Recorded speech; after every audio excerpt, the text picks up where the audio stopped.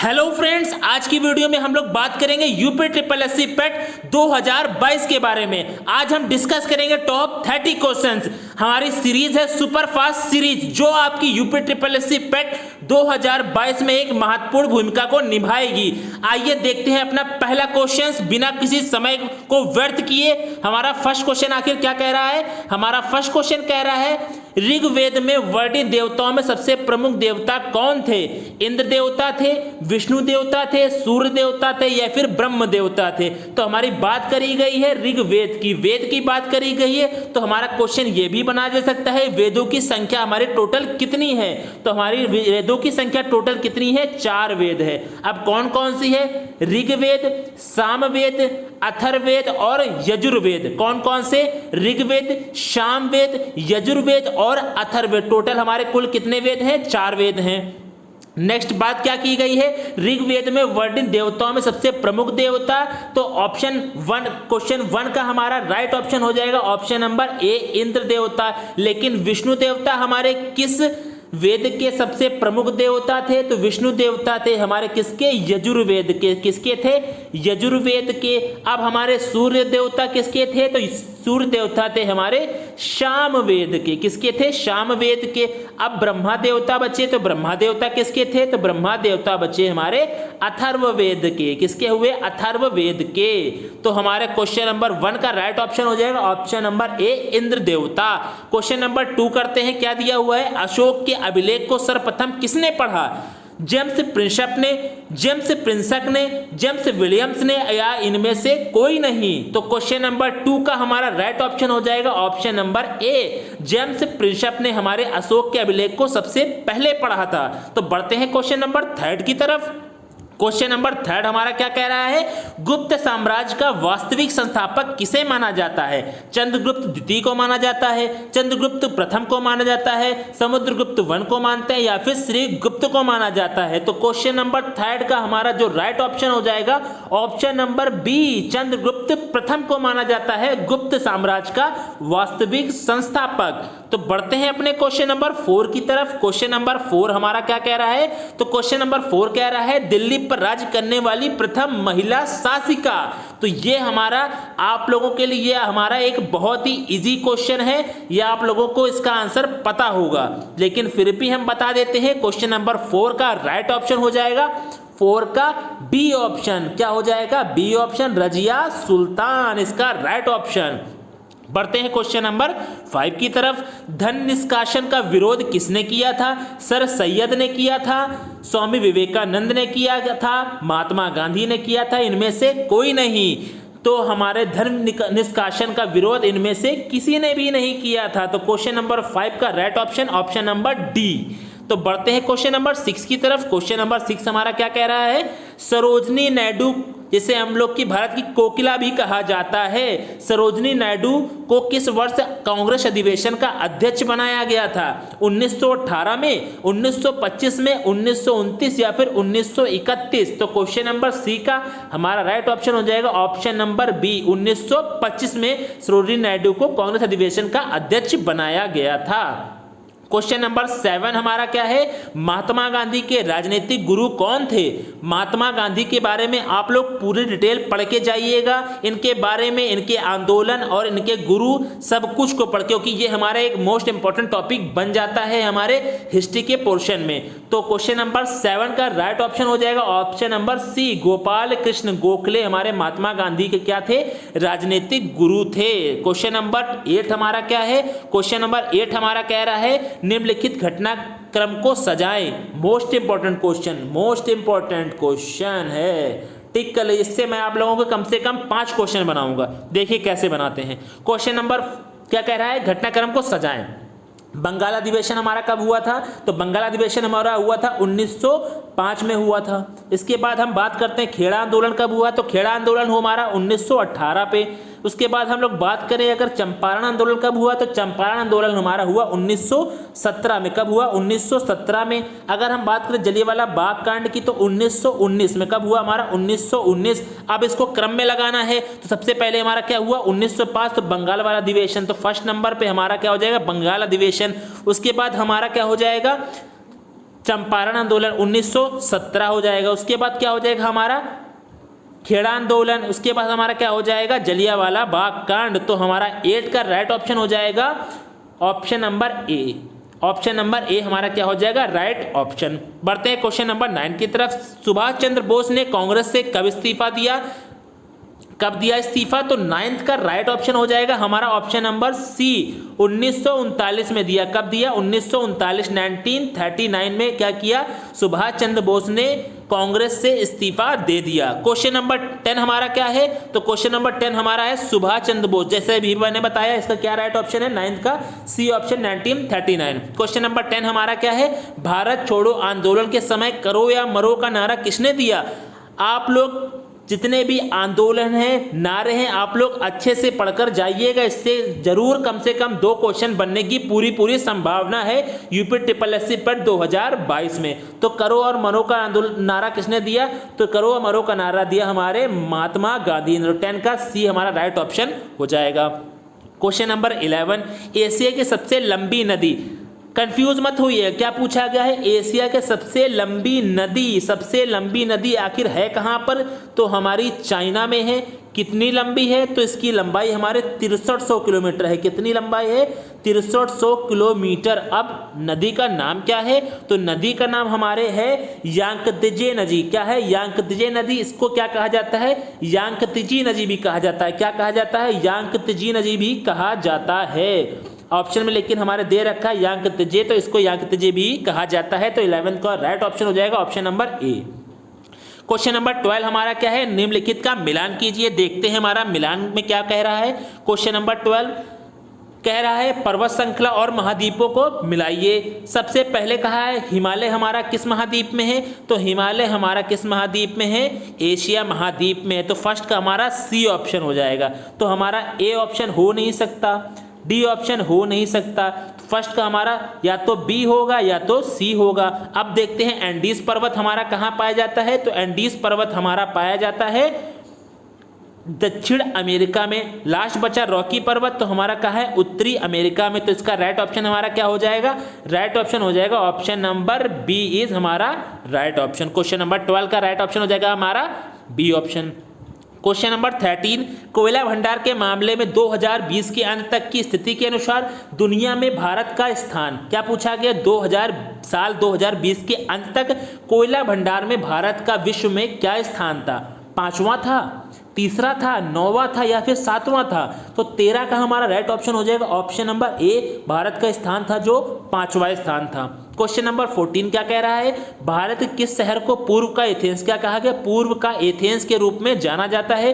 कोच्चि को जानते हैं, पटना को जानते हैं, या प्रयागराज या फिर मदुरै को? तो इसका 14 का राइट ऑप्शन हो जाएगा 14 का सी ऑप्शन। क्या हो जाएगा? मदुरै। मदुरै हमारा क्या हो जाएगा? 14 का राइट ऑप्शन। क्वेश्चन नंबर 15 कहा गया है गांधीनगर हमारी किसकी राजधानी है? हिमाचल प्रदेश, गोवा, मध्य प्रदेश या फिर गुजरात की? तो हिमाचल प्रदेश की हमारी राजधानी क्या है? जो कि हमारी ठंडी में राजधानी विंटर में हो जाती है हमारी शिमला। अगर हम गर्मी में बात करें तो गर्मी में इसकी समर में हो जाती है हमारी धर्मशाला। क्या हो जाती है? धर्मशाला इसकी राजधानी हो जाती है। गोवा की हमारी क्या होती है? राजधानी पणजी। क्या होती है हमारी राजधानी? पणजी। मध्य प्रदेश की राजधानी क्या होती है? भोपाल। क्या होती है राजधानी? भोपाल। अब हमसे पूछा गया गांधीनगर किसकी है? तो हमारा बच गया क्या? गुजरात को। गुजरात की राजधानी हमारी क्या है? गांधीनगर। तो 15 का राइट ऑप्शन हो जाएगा ऑप्शन नंबर सी। बढ़ते हैं क्वेश्चन नंबर 16 की तरफ। क्वेश्चन नंबर 16 हमारा क्या है? भारत में पंचवर्षीय योजना बनाने की जिम्मेदारी किसकी थी? प्रधानमंत्री कार्यालय की थी, राष्ट्रीय विकास परिषद की थी, केंद्र व राज्य आयोग की थी या फिर योजना आयोग की थी? तो 16 का हमारा राइट ऑप्शन हो जाएगा योजना आयोग की क्या थी? जिम्मेदारी थी पंचवर्षीय योजना बनाने की। क्वेश्चन नंबर 17 जो कि बहुत इजी है लेकिन डाउट क्रिएट करता है, बैंकों का बैंक किसे कहते हैं? एसबीआई को कहते हैं, आरबीआई कहते हैं या फिर एसबीआई और आरबीआई दोनों को या यूबीआई को? तो बैंकों का बैंक हम किसे कहते हैं? आरबीआई को। रिजर्व बैंक ऑफ इंडिया बैंकों का बैंक कहलाता है आरबीआई। तो 17 का राइट ऑप्शन हो जाएगा option number B. Question number 18 देखते हैं हमारा क्या है। क्वेश्चन नंबर 18 कह रहा है सेज का पूर्ण रूप क्या होगा? सेज का क्या स्पेसिफिक इकोनॉमिक जोन होगा, स्पेशल इकोनॉमिक जोन या फिर सीनियर इकोनॉमिक जोन, या इनमें से कोई नहीं? तो सेज का हमारा फुल फॉर्म होता है special economic zone, special economic zone. Question number 19, हरित क्रांति की सफलता इनमें से किसकी उपलब्धता पर निर्भर थी? रासायनिक उर्वरकों एवं कीटनाशक पर, पर्याप्त सिंचाई सुविधा पर, बीजों की उच्च पैदावार पर। हरित क्रांति से आप लोगों के बहुत क्वेश्चन बनाए जाते हैं, तो आप लोग हरित क्रांति के बारे में पढ़कर जाइएगा। तो 19 का हमारा राइट ऑप्शन हो जाएगा ये तीनों। तो हमारा किस में है? ऑप्शन नंबर डी में, उपरोक्त सभी में। तो 19 का राइट ऑप्शन है option number D. Question number 20 हमारा क्या है? बैंकिंग के क्षेत्र में सीबीजेड, सीबीजेड में सी का पूर्ण रूप तो सबसे पहले हम देखते हैं सीबीजे क्या है, सीबीएस क्या है। तो सीबीएस का हमारा फुल फॉर्म होता है कोर बैंकिंग सॉल्यूशन। क्या होता है? Core banking solution, solution.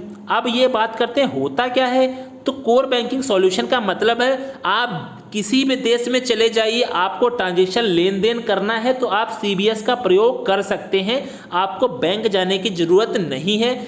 यही हमारे क्या है, इसका काम है सीबीएस का। लेकिन पूछा गया सी का फुल फॉर्म, तो सी का फुल फॉर्म क्या हमारा हो गया? कोर। तो किस में है? हमारे ऑप्शन नंबर ए में। तो 20 का राइट ऑप्शन हो जाएगा ऑप्शन नंबर ए। बढ़ते हैं क्वेश्चन नंबर 21 की तरफ। ये हमारा कहाँ से आ गया? पॉलिटी से क्वेश्चन। तो ये हमारे इंपॉर्टेंट क्वेश्चन है, मैं इसको डिस्कस करते हुए चलूंगा। तो क्वेश्चन 21 कह रहा है कि मौलिक अधिकार को संविधान में किस देश से लिया गया है, जिसे हम लोग फंडामेंटल राइट बोलते हैं। कहीं कहीं ये मूल अधिकार भी लिखा मिलेगा।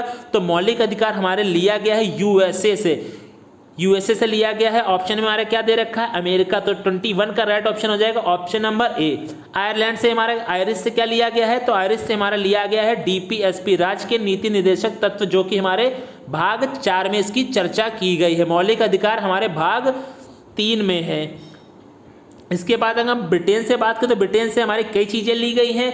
कैग का पद लिया गया है, बजट लिया गया है, अटॉर्नी जनरल लिया गया है, रिट लिया गया है, और जितनी भी हमारी संसदीय प्रणाली है, व्यवस्था है, वो सब हमारी कहाँ से ली गई है? ब्रिटेन से ली गई है। अब अगर हम लोग बात करें ऑस्ट्रेलिया से क्या लिया गया है, तो ऑस्ट्रेलिया से हमारी समवर्ती सूची और ज्वाइंट सेशन, जो कि हमारे आर्टिकल 108 में है, ज्वाइंट सेशन, वो हमारा कहाँ से लिया गया है? ऑस्ट्रेलिया से। तो ये सब आप लोग पढ़ लीजिएगा। सोर्स ऑफ कॉन्स्टिट्यूशन कहाँ से क्या लिया गया है? तो 21 का राइट ऑप्शन है option number A.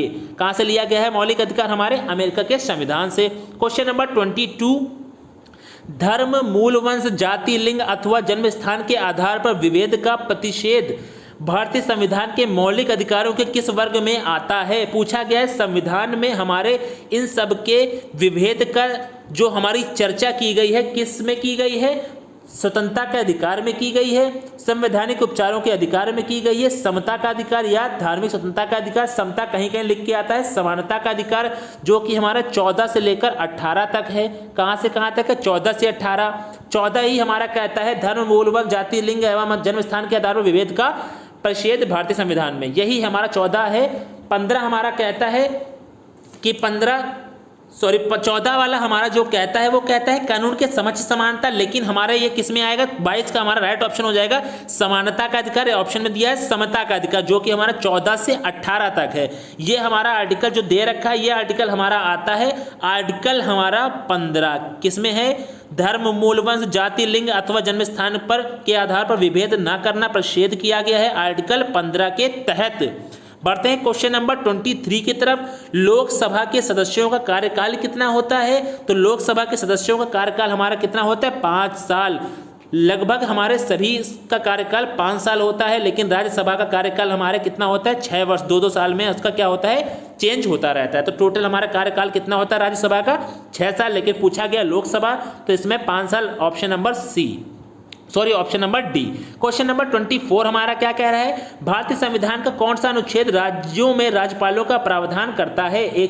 Article 153, article 136, 124 या फिर 148? तो हमारा 24 का राइट ऑप्शन हो जाएगा 153 में किसकी चर्चा करी गई है?